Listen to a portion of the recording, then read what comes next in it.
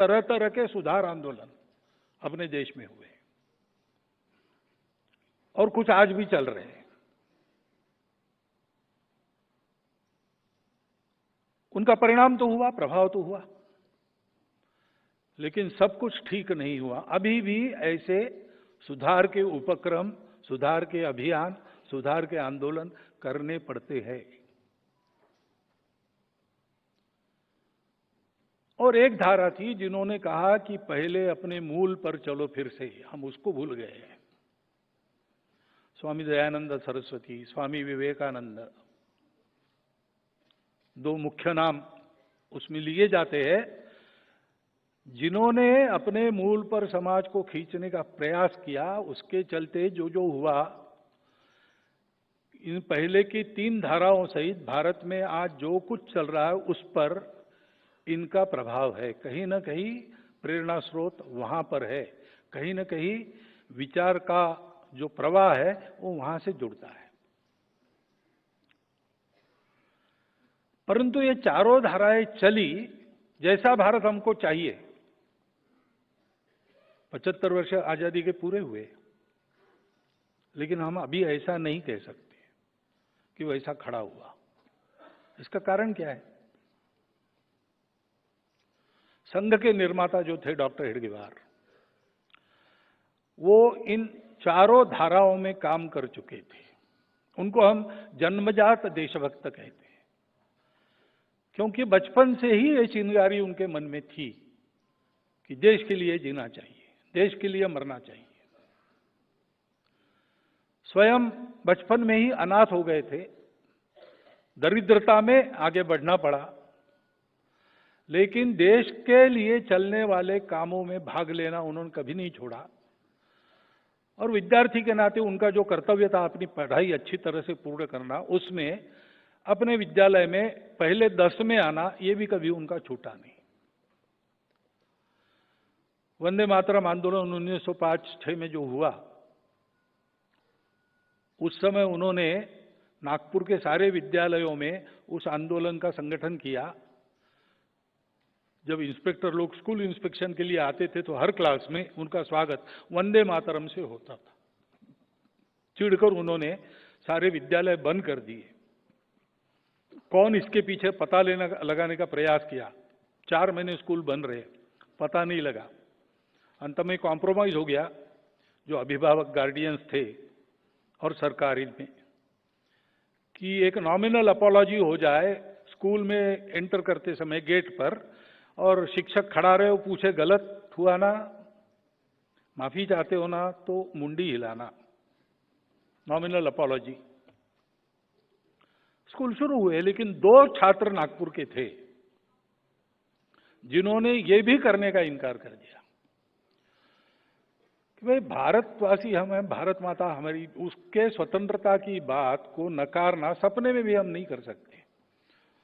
वो हमारा श्रद्धा स्थान है। वंदे मातरम कहना ये हमारा अधिकार है, और इसलिए हम सपने में भी उसको ना नहीं कर सकते, तो हम माफी कैसे मांगेंगे?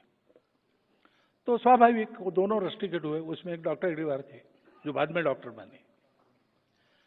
फिर उस समय राष्ट्रीय विद्यालय चलते थे, उनमें जाके उन्होंने अपनी पढ़ाई पूरी करी। मैट्रिक में इस परिस्थिति में भी वो फर्स्ट क्लास में पास हुए। नागपुर के लीडर लोगों ने उनका ये स्पार्क देखकर, ये चिंगारी देखकर तय किया कि इनको कलकत्ता जाना चाहिए, मेडिकल पढ़ना चाहिए। मेडिकल की पढ़ाई का बहाना है, परंतु करना है वहां क्या? क्रांतिकारकों की कोऑर्डिनेशन कमेटी वहां है, अनुशीलन समिति, उससे संबंध स्थापित करना और क्रांति कार्य पश्चिम भारत में भी शुरू करना। तो उनकी योजना के अनुसार पास में पैसा न होते हुए भी चंदा करके जो थोड़ा जमा हुआ उसके आधार पर डॉक्टर साहब कलकत्ता गए। किसी लॉज में जगह नहीं थी, तो अपने 2 मित्र एक कमरे में रहते थे, उनके बिस्तर के बीच की जगह में अपना बिस्तर लगाया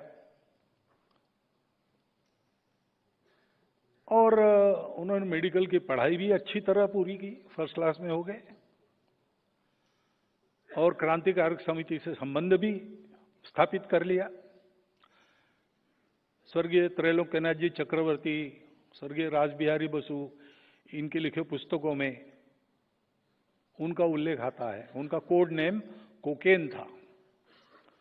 कोकेन चंद्र एक जीवित वास्तविक व्यक्ति थे जो चंद्रनगर में रहते थे, लेकिन उनके नाम से इनका वहां का चलता। सीआईडी को पता लगा तो कोकेन को अरेस्ट करने वो चंद्रनगर जाके उनको लेके आई दूसरे को। ऐसी कहानी भी है वहां। यह सब उन्होंने किया, लेकिन क्रांतिकारक आंदोलन भी बंद हो गया अनेक लूपहोल्स के कारण, अनेक कमियों के कारण। अंग्रेज सरकार ने उसको दबाने में यश प्राप्त किया। इनकी मेडिकल की पढ़ाई भी पूरी हो गई। 3000 रुपए मासिक की एक नौकरी बर्मा में उनके लिए तैयार थी। प्रिंसिपल ने कहा, इन्होंने कहा मैं नौकरी करने के लिए नहीं आया हूं, मैं तो अपने देश के लिए काम करने वाला हूं, और इसलिए नागपुर वापस आए। चाचा जी ने विवाह के बारे में पूछा। चाचा जी को पत्र लिखा कि इस जीवन में मुझे दूसरा कोई काम करना नहीं है, क्योंकि उन्होंने प्रतिज्ञा की थी अनुशीलन समिति में प्रवेश करने के पहले कि यह जन्म मेरा देश के लिए है, अपने सुख का विचार अगले जन्म में करेंगे। और इसलिए कांग्रेस का जो आंदोलन चल रहा था उसमें उन्होंने भाग लिया। 1920 में उस आंदोलन का प्रचार करते समय जो भाषण किए, उसके चलते सेडिशन का मुकदमा उन पर चला, और उसमें उन्होंने अपना डिफेंस दिया। डिफेंस देते नहीं थे, लेकिन उन्होंने कहा कि मैं डिफेंस दूंगा तो कोर्ट में मेरा और एक भाषण होगा, पत्रकार वगैरह आएंगे, और एक बार मेरे प्रचार की मुझे संधि मिलेगी। और उन्होंने भाषण किया। वो भाषण करने के बाद जो जजमेंट आया, उसमें जज ने लिखा कि जिन भाषणों के कारण इनको आरोप लगा है इन पर, उन भाषणों से इनका बचाव का भाषण ज्यादा सेडिशियस है। क्योंकि उन्होंने यहीं से शुरुआत की कि अंग्रेज लोग हमारे ऊपर राज्य कर रहे हैं, ये किस कानून के तहत कर रहे हैं, उनको किसने अधिकार दिया। स्वतंत्रता तो प्रत्येक व्यक्ति का जन्मसिद्ध हक है। मैंने लोगों को यही बताया है, स्वतंत्रता प्राप्त करने के उपाय बताए हैं, किसी के विरोध में कुछ नहीं कहा है। जो आपके भाषण लिखने वाले लोग हैं, उनको मराठी भी ठीक से नहीं आता, मेरे भाषण मराठी में हुए। आरोप तो आपका झूठा है, लेकिन ये कोर्ट भी बेकानूनी है। इस न्याय को, इस न्यायाधीश को, इस न्यायालय को मैं नहीं मानता, ऐसा उन्होंने कहा। और इसलिए उनको 1 वर्ष सश्रम कारावास हुआ। सब ऐसे जो आंदोलन थे, क्रांतिकारकों का आंदोलन था, राजनीतिक जागृति के आंदोलन थे, समाज सुधार के काम थे, धर्म जागृति के काम थे, अपने मूल पर वापस आने के लिए, इन सब में उन्होंने प्रामाणिकता से, निस्वार्थ बुद्धि से, कार्यकर्ता के नाते काम किया। कार्य पद्धति जान ली, कैसा काम करते हैं, समाज की स्थिति क्या है, ये करने से समाज में क्या होता है, ये सब उन्होंने जान लिया, अनुभव लिया। और इस लंबे समय के दौरान उनका इन सब काम में काम करने वाले जो श्रेष्ठ लोग थे, धुरीण थे, लीडर लोग थे, उनसे संपर्क आया, चर्चा भी हुई। उनकी यह सक्रियता संघ स्थापना के बाद भी कायम थी। संघ शुरू होने के बाद 1930 में जंगल सत्याग्रह हुआ। उस जंगल सत्याग्रह में भी वो संघ के सरसंघ चालक हो गए थे, उसको छोड़कर नया सरसंघ चालक नियुक्त करके आंदोलन में गए। वहां भी उनको 1 वर्ष सश्रम कारावास की सजा हुई। वो काटकर वापिस आए, फिर जो सरसंघ चालक बने थे उन्होंने अपना कार्यभार वापस कर लिया, फिर संघ का नेतृत्व किया।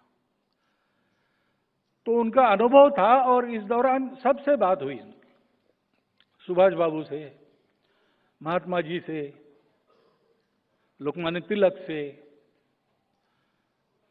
चंद्रशेखर आजाद, भगत सिंह, राजगुरु जी को तो महाराष्ट्र में अंडरग्राउंड उन्होंने रखा, नागपुर में रखा। बाद में लगा कि नागपुर सेफ नहीं उनके लिए, तो अकोला में भेजा। ये सब करते हुए इन सब लोगों से चर्चा होती थी, तो उनको ध्यान में आया कि सब लोगों को ऐसा लगता है कि हमारे उपाय अधूरे रहेंगे अगर इस समाज के जो कुछ दुर्गुण हैं, जो घुस गए हैं इसमें, उसको दूर न किया जाए। क्योंकि एक बात तो स्वतः सिद्ध है कि देश को बड़ा करना है, देश को स्वतंत्र करना है, कुछ भी करना है तो नेताओं के भरोसे, संगठनों के भरोसे नहीं होता। वो सहायक जरूर होते हैं, लेकिन सबको लगना पड़ता है, सब में एक गुणवत्ता आनी पड़ती है। पूरे समाज के प्रयास से कोई भी परिवर्तन आता है। आज अपने देश को बड़ा करना हम चाह रहे हैं, वो किसी के भरोसे छोड़ के नहीं होगा, सब सहायक होंगे। नेता, नीति, पार्टी, अवतार, विचार, संगठन, सत्ता, सब इनका रोल असिस्टेंस का है, लेकिन मुख्य कारण जो बनता है वो समाज का परिवर्तन है, समाज की गुणात्मक उन्नति है। और बिना उसके हुए हमारे काम फुलफिल नहीं होंगे। जो इश्यूज लिए हैं वो शायद रिजॉल्व हो जाएंगे, लेकिन वो फिर से खड़े नहीं होंगे, इसकी कोई गारंटी नहीं।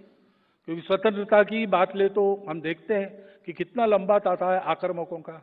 हर बार कोई आता था, हमको देखते देखते जीत लेता था, फिर हम जागरूक होकर उसको खदेड़ देते थे, दूसरा आता था। ये सब बार बार क्यों होता है? क्योंकि कुछ ऐसे दोष है जिनको निकालना चाहिए, कुछ ऐसे गुण है जिनको विकसित करना चाहिए, और इसलिए ये काम किसी को करना पड़ेगा। हम लोग नहीं कर सकते क्योंकि हमने अपना अपना काम चुन लिया है। इनका भी अध्ययन, डॉक्टर हेडगेवार का भी अध्ययन, चिंतन, वो इसी निष्कर्ष पर आया था।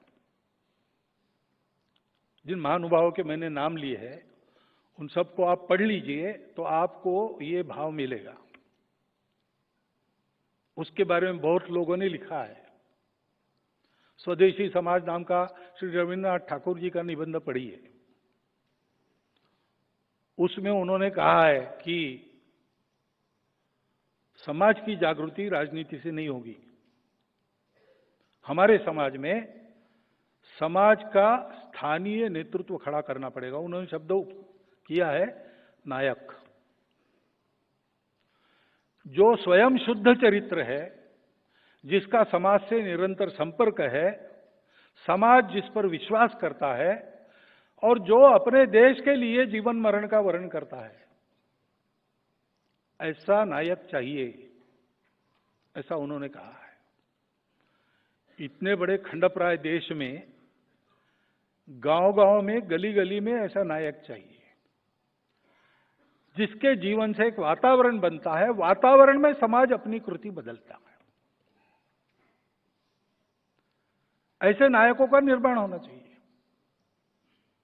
रविन्द्रनाथ ठाकुर ने स्वदेशी समाज में बहुत स्पष्ट रूप से ये बताया है।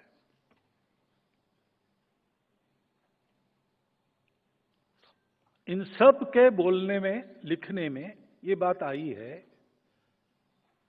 कि राष्ट्र को खड़ा करना है तो अपना राष्ट्र नया नहीं बनाना है। हमारे यहाँ पहले से हिंद स्वराज में गांधी जी ने लिखा है कि युवा वृद्ध को प्रश्न पूछता है कि अंग्रेजों के आने के कारण रेल लाइन वगैरह आ गई, सारा देश एक बन गया। तो वृद्ध के रूप में वो गांधी जी उत्तर देते हैं हिंद स्वराज में कि ये भी बात तुमको अंग्रेजों ने ही सिखाई है। अंग्रेजों के आने के बहुत पहले हमारा देश एक था। तो हमारे देश का अस्तित्व ये बहुत प्राचीन है। परिस्थितियां बदलती है, उसमें परिस्थिति बदलती है, इसलिए वो एकत्व नहीं बदलता। स्वदेशी समाज में ही रविन्द्रनाथ जी ने लिखा है कि कोई नया व्यक्ति हम में आने से हम भारत के लोग डरते नहीं, क्योंकि सबके प्रति अपनेपन का हमारा स्वभाव है। इस देश में हिंदू, मुसलमान, बौद्ध आदि आदि आपस में संघर्ष नहीं करेंगे, इसी देश के लिए जिएंगे, इसी देश में मरेंगे।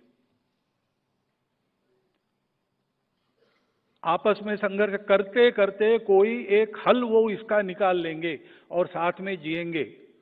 आगे वो कहते हैं कि ये हल अहिंदू न होकर विशिष्ट रूप से हिंदू होगा। ये उन्होंने लिखा है। उस शब्द के बारे में क्या है बाद में बताता हूं मैं। परंतु ये विचार सब में था कि अपना देश प्राचीन समय से एक है, अपने समाज को उन्नत बनाना चाहिए। वो सदा के लिए संकट परंपरा का निवारण करने का एकमात्र उपाय है।